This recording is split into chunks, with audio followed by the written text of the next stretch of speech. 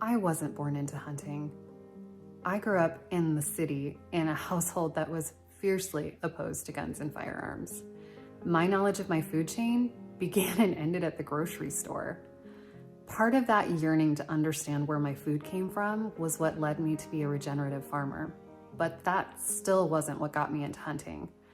My accelerated path into hunting began on the worst night of my life.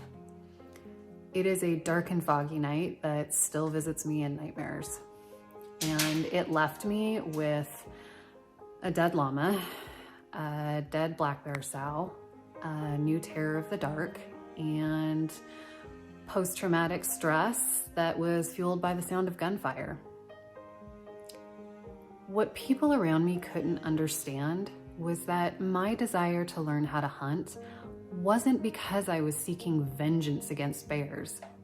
I just needed to overcome the trauma of that night by putting a normal, healthy bear between myself and that night.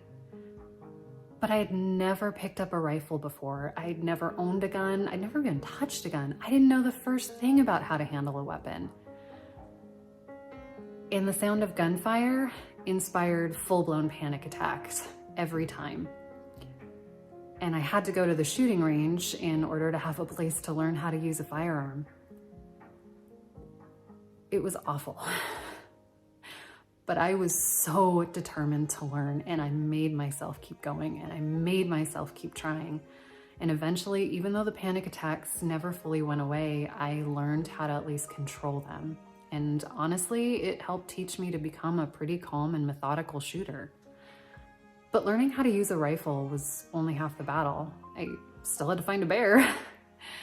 My initial forays into the bear woods centered around this old abandoned logging road near my house that I nicknamed Predator Alley because it had supposedly a very high density of black bears and mountain lions.